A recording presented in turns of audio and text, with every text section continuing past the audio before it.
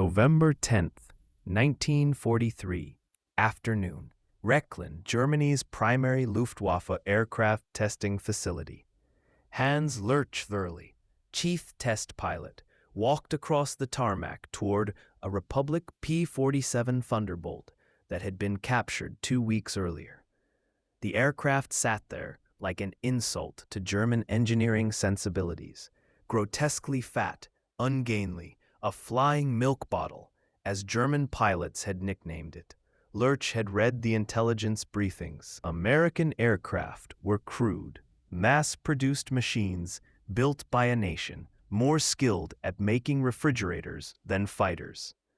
The P-47 was supposedly the perfect example, heavy, unsophisticated, relying on brute force rather than elegant engineering. German fighters, like the Messerschmitt Bf-109 and Focke-Wulf Fw-190, were precision instruments. The P-47 was a sledgehammer, or so the briefing said. Lurch was about to discover something that would shake his understanding of engineering philosophy to its core. The Americans hadn't built a crude aircraft. They had built something far more dangerous, a practical one. An aircraft designed not for aces, but for armies. Not for breaking records, but for breaking enemies through sheer, overwhelming numbers and relentless operational availability. Within 90 minutes, Lurch would sit at his desk and write a report that would be filed and ignored. But history would prove him right. Germany was building fighters for individual excellence. America was building fighters for industrial war. And in total war, that difference would prove decisive. Hans Verli had been flying since childhood. Born in 1916 in Breslau, he'd started with gliders in the early 1930s, working his way up through sheer determination despite his family's limited means. When Hitler came to power and Germany began its secret rearmament, Lurch found opportunities opening up. By 1939, he was a test pilot at Rechlin, the Luftwaffe's equivalent of America's Wright Field or Britain's Farnborough.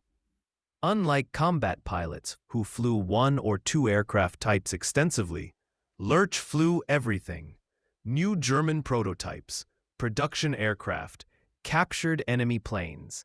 His logbook would eventually record over 120 different aircraft types. He was a trained aeronautical engineer, and his reports were known for brutal technical honesty. When an aircraft was inadequate, he said so. When an enemy design was superior, he documented it. This honesty had made him some enemies among Nazi officials who preferred optimistic assessments. But his expertise was too valuable to dismiss. The P-47 Thunderbolt, sitting on the Rechlin tarmac, had an interesting story. Its pilot, Lieutenant William Roach of the 358th Fighter Squadron, 355th Fighter Group, had gotten lost in bad weather during an escort mission on November 7th, 1943. His entire flight had become desperately low on fuel. The flight leader crash-landed on a beach. Another pilot bailed out over the North Sea. Only one made it back to England, barely. Roach had spotted what he thought was an airfield in southern England. He landed safely, followed a ground vehicle to a parking area, and shut down his engine. Only then did he realize the horrible truth. He wasn't in England. He was at a Luftwaffe base in Cherbourg, France. German soldiers approached with weapons drawn. Roach was now a prisoner of war. His aircraft, nicknamed Beetle, was now German property. The Luftwaffe had moved quickly. Allied fighters prowled the skies, strafing any valuable target. Beetle was flown inland to Rechlin before American or British fighters could destroy it. Now it sat waiting for evaluation, painted in Luftwaffe camouflage with the code T9 plus FK, the marking of the famous Circus Rosarius demonstration unit. Lurch had heard the dismissive comments from other pilots. The P-47 was a joke. Too heavy, too big, too American. It represented everything wrong with American design philosophy. Crude, unrefined, relying on massive engines to compensate for poor aerodynamics. But Lurch had learned not to trust first impressions. He'd flown enough captured Allied aircraft to know that British and American engineers were highly competent. If they'd designed an aircraft this way, they had reasons. His job was to understand those reasons. As he approached Beetle, he noted the sheer size. The radial engine was enormous, the fuselage built around it like a barrel. The landing gear was thick and robust. Everything about the aircraft screamed heavy. German fighters were sleek, elegant, optimized for agility and performance. This thing looked like it had been designed by shipbuilders, not aircraft engineers. Lurch began his walk-around inspection. The construction quality was immediately apparent. Clean welds, precise panel gaps, high-grade materials throughout. This wasn't crude manufacturing. This was sophisticated mass production, and there was a difference. The aircraft had been built to tolerances that German factories, increasingly stretched thin by the war, were struggling to maintain. Lurch climbed into the cockpit and immediately understood why German pilots had been complaining. The cockpit was huge, absolutely enormous, compared to the cramped confines of a Bf-109. A German pilot, accustomed to his aircraft fitting like a tight glove, would feel lost in all this space. But as Lurch settled into the seat, he realized something. This wasn't a flaw. This was deliberate design. In a Bf-109, Lurch had to crouch to avoid continually banging his head on the canopy. The cockpit was so tight that instrument access was difficult, and long missions were physically exhausting. German engineering philosophy prioritized performance. If pilot comfort suffered, that was acceptable. The P-47 cockpit was comfortable, not just adequate but genuinely comfortable. The seat was well padded. There was room to move, to stretch, to adjust position during long flights. The canopy was high and clear, providing excellent visibility. Everything was within easy reach without straining. Lurch began examining the instruments and controls. Here was something remarkable. The instrument panel used color coding. Red and green sections marked acceptable operating ranges for the engine. A pilot could monitor engine status at a glance, without reading the actual numbers. Then Lurch understood why. According to intelligence reports, American fighter units included pilots from ... multiple countries, Free French, Polish, even some who barely spoke English. The color coding meant a pilot who couldn't read English could still operate the aircraft safely. Green meant good. Red meant danger, universal and intuitive. It was brilliant. Not from a pure engineering standpoint, but from an operational standpoint. German instruments required precise understanding of specifications and limits. The P-47 was designed so that a pilot with minimal training could operate it safely. This wasn't crude engineering. This was inclusive engineering, design that acknowledged human factors. Lurch continued his inspection. The control layout was logical and well organized. The throttle, mixture control, and propeller pitch were all grouped together on the left side. The fuel system controls were clearly labeled. Everything was designed for ease of use. German fighters were designed for expert pilots. The Bf-109 was notoriously difficult to handle on takeoff and landing. With a narrow landing gear that made ground loops common, it took skill to master. The Luftwaffe accepted this because their training program produced skilled pilots. But Lurch knew that by late 1943, the Luftwaffe's training program was collapsing. Fuel shortages meant new pilots received minimal flight time before being thrown into combat. The elaborate training that had produced expert pilots in 1939 and 1940 no longer existed. Germany needed aircraft that novice pilots could fly safely, but they were still building aircraft for aces. Lurch went through the pre-flight checklist. The manual was clear and comprehensive, with step-by-step procedures. German manuals assumed pilot expertise. American manuals assumed pilot ignorance and explained everything in detail. He started the engine. The Pratt & Whitney R2800 double wasp roared to life with a distinctive sound, and then Lurch noticed something that would become a recurring theme in his evaluation. The engine ran smoothly, beautifully smoothly. He'd flown enough American aircraft to recognize this pattern. American engines were consistently smooth and reliable. German engines, particularly late in the war, were increasingly temperamental. Manufacturing quality varied between factories. Replacement parts didn't always fit properly. Engines that ran perfectly when new developed problems after minimal use. The R2800 idled like it could run forever. No vibration, no rough spots, no concerning sounds, just smooth, powerful operation. This was mass production at a level Germany couldn't match. Building one perfect engine in a laboratory was one thing. Building thousands of consistently reliable engines was something else entirely. Lurch received clearance and taxied toward the runway. Here was another revelation. The P-47's landing gear was broad and robust. The tailwheel locked into place, keeping the aircraft tracking straight. Taxiing was easy, visibility was good, and the aircraft felt stable. In a Bf-109, ground handling was a constant challenge. The narrow landing gear made the aircraft unstable. Visibility over the nose was poor.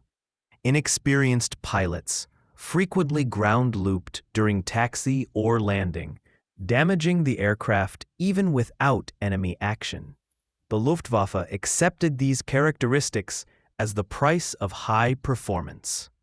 The P-47 was designed to be operated from rough, forward airfields by pilots of varying skill levels. The robust landing gear could absorb hard landings. The good ground handling meant fewer accidents. In his memoir, Lurch would later write about forgetting to lock the tailwheel once and nearly ground looping, but catching it just in time. The fact that he could catch it, that the aircraft was forgiving enough to save. The takeoff run was longer than a German fighter, but not excessively so. The aircraft lifted off smoothly, and Lurch retracted the landing gear. Climbing to altitude, Lurch tested handling characteristics. The P-47 was not agile in the German sense. It didn't turn tightly. It didn't have the instantaneous response of a Bf-109 or FW-190, but it was stable, predictable, and solid. Lurch experimented with the flaps at safe altitude. The hydraulic system worked smoothly. Everything functioned as designed. There were no quirks, no unexpected behaviors, no systems that required careful management. This was the pattern emerging. The P-47 wasn't the most agile fighter. It wasn't the fastest at low altitude. It didn't excel in traditional dogfighting, but it was competent in all areas, reliable in all systems, and forgiving of pilot errors. German fighters were temperamental thoroughbreds. The P-47 was a workhorse, and Lurch was beginning to understand that in industrial warfare, workhorses won. At altitude, Lurch tested performance. Above 15,000 feet, the P-47's turbo supercharger came into its element. The aircraft accelerated smoothly and maintained power where German fighters were gasping in the thin air. The dive performance was impressive. The roll rate was excellent for an aircraft this size. Lurch flew for about 90 minutes, putting the Thunderbolt through various maneuvers. The aircraft never surprised him negatively. Everything worked as it should. The engine never faltered. The controls remained responsive. The systems remained functional. And that was when Lurch understood the deeper truth. The P-47 wasn't designed to be the ultimate fighter. It was designed to be the ultimate operational fighter. There was a difference, and it was profound. German engineers designed for peak performance. American engineers designed for sustained operations. A Bf-109 in perfect condition, flown by an expert pilot, might outperform a P-47 in a dogfight. But how often was a German fighter in perfect condition? How often were pilots experts? How often could mechanics perform the precise maintenance required? The P-47 was designed assuming that maintenance would be performed by mechanics of varying skill levels using parts from different production batches under field conditions, possibly under enemy fire. It was designed assuming that pilots might be tired, stressed, wounded, or undertrained. It was designed assuming that aircraft would take battle damage and need to keep flying. Every design decision made sense once Lurch understood this philosophy. The robust construction, the forgiving handling, the intuitive controls, the reliable engine, all of it served operational availability. Lurch returned to Rechlin and landed. The landing was straightforward. The robust landing gear absorbed the touchdown smoothly. He taxied it back to the hangar and shut down the engine. Ground crew members gathered around, eager for his assessment. What did he think of the grotesque American fighter? Lurch climbed out and stood looking at the aircraft for a long moment. Then he said something that surprised them. "It's the best designed operational fighter I've ever flown." The mechanics looked confused. Best designed? It was huge, heavy, inelegant. How could it be well designed? "It's not designed for performance," Lurch explained. "It's designed for operations, and there's a difference." That evening, Lurch sat at his desk and began writing his technical report. This was always the most important part of his job. Flying the aircraft was one thing. Understanding what it meant strategically was another. He organized his report into sections: performance, handling, systems, and strategic assessment. In the performance section, he documented the facts objectively. The P-47 was fast at altitude, slow at low altitude. Dive performance was excellent. Turning performance was adequate but not exceptional. Rate of climb was good. High altitude performance was outstanding due to the turbo supercharger. In the handling section, he noted the stable, predictable characteristics: easy ground handling, forgiving flight behavior, good visibility, and comfortable cockpit for long-duration missions. In the system section, he detailed the color-coded instruments, intuitive control.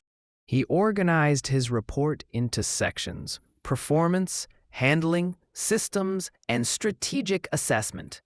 In the performance section, he documented the facts objectively. The P-47 was fast at altitude, slow at low altitude. Dive performance was excellent. Turning performance was adequate but not exceptional. Rate of climb was good. High altitude performance was outstanding due to the turbo supercharger. In the handling section, he noted the stable, predictable characteristics: easy ground handling, forgiving flight behavior, good visibility, and comfortable cockpit for long-duration missions. In the system section, he detailed the color-coded instruments, intuitive control. German fighters. German aircraft are optimized for peak performance and assume expert pilots and maintenance. The P-47 is optimized for operational reliability and assumes average pilots and field maintenance. This aircraft is designed to be operated in large numbers by pilots of varying skill levels. The forgiving handling means fewer accidents. The robust construction means more aircraft return from missions. The reliable engine means more uptime and less maintenance. The intuitive controls mean faster training. Most significantly, every design decision prioritizes sustained operations over peak performance. The Americans have not built the best fighter. They have built the most operational fighter, and they can produce it in numbers we cannot match. Assessment. The P-47 is not crude engineering. It is sophisticated operational engineering. Germany builds fighters. Field hundreds of these aircraft flown by adequately trained pilots. Our numerical and qualitative advantages will be negated through sheer operational availability. Recommendation: German fighter design philosophy must incorporate operational reliability as a primary requirement, not a secondary consideration. We cannot win an attrition war against an enemy that can keep more aircraft operational more consistently. He signed the report and submitted it through channels. Lurch's report made its way up the command structure. It was read, discussed, and ultimately filed. The conclusion was dismissed as overly pessimistic. The P-47 was still a crude American design. German fighters were superior. End of discussion. But Lurch's predictions began coming true almost immediately. By early 1944, P-47 Thunderbolts appeared over Germany in massive numbers. They escorted American bomber formations deep into the Reich, and they kept coming, day after day. Mission after mission, German fighters intercepted them and sometimes shot them down. But the next day there were plenty more P-47s, always more. Luftwaffe pilots reported frustration. They would damage P-47s that should have been destroyed, only to watch them fly home. They would shoot down American pilots one day and encounter different American pilots in new P-47s the next day. The supply seemed endless. Meanwhile, German fighter production was struggling. Allied bombing disrupted factories. Material shortages forced compromises. Quality control suffered as experienced workers were drafted and replaced by forced labor. Aircraft that should have been reliable developed problems. Engines failed prematurely. Systems malfunctioned. The operational availability gap widened. The Luftwaffe might have more aircraft on paper, but fewer were actually flying on any given day. American units maintained higher operational readiness because their aircraft were designed for it. Lurch continued his work at Rechlin, flying more captured aircraft and writing more reports. He flew a captured P-51 Mustang and was impressed by its combination of range and performance. He flew Spitfires, Hurricanes, Soviet fighters. Each evaluation reinforced the same conclusion. Allied aircraft prioritized operational reliability. The P-47 Beetle that Lurch had flown eventually went to Circus Rosarius, a special Luftwaffe demonstration unit. This unit traveled to frontline fighter bases with captured Allied aircraft, showing German pilots what they were facing and how to fight them. Ironically, this meant that German pilots got extensive briefings on the strengths and weaknesses of the P-47, but their own aircraft weren't being redesigned to match its operational advantages. The war ground on. By late 1944, the Luftwaffe was in collapse, not because German pilots lacked courage or skill, but because the industrial base couldn't sustain operations. Aircraft sat grounded for lack of fuel. New pilots received minimal training because fuel for training flights wasn't available. Replacement parts were scarce. Everything that Lurch had identified as the American advantage, operational sustainability, was absent from the German war effort. Hans-Werner Lurch survived the war. His skill as a test pilot and his careful flying meant he never crashed or seriously damaged an aircraft throughout his entire career. An extraordinary record, particularly given that he'd flown over 120 different types. Many of them captured enemy aircraft without manuals or prior familiarization. After Germany's surrender, Lurch was interrogated by Allied technical intelligence officers. They were fascinated by his experiences flying captured Allied aircraft. They found his reports in German files and asked him about his assessments. "You concluded that American aircraft were superior not in performance, but in operational design," an American officer said. "That's an unusual assessment." Lurch nodded. "It was the most important assessment. Your pilots weren't necessarily better than ours. Your aircraft weren't necessarily faster or more maneuverable, but you could keep more aircraft flying more consistently. You could train more pilots. You could sustain operations that we couldn't sustain." Was this apparent when you flew the P-47? Immediately. Every design decision made sense once I understood the philosophy. You weren't building for dogfighting supremacy. You were building for sustained operations. The comfortable cockpit meant pilots could fly 8-hour missions. The forgiving handling meant fewer accidents. The reliable engine meant less maintenance downtime. The robust construction meant battle-damaged aircraft returned home. Did German leadership understand this? Lurch laughed bitterly. "My report was filed. The assessment was that I'd been demoralized by flying the enemy aircraft and had lost my objectivity. German engineering was superior. American engineering was crude. That was the official position, and any evidence to the contrary was dismissed. If Germany had adopted American design philosophy, would it have made a difference?" Lurch considered the question carefully. By 1943, probably not. Germany's industrial base couldn't match American or Soviet production, regardless of design philosophy. But if we had prioritized operational reliability from the beginning, our fighters would have been more effective throughout the war. We lost many aircraft to accidents, mechanical failures, and maintenance issues that better design could have prevented. The interrogation revealed a pattern. Lurch wasn't the only German engineer who had recognized Allied engineering advantages. Many had written reports. Many had made recommendations. All had been ignored because the conclusions contradicted Nazi ideology about German superiority. The final production numbers told the story.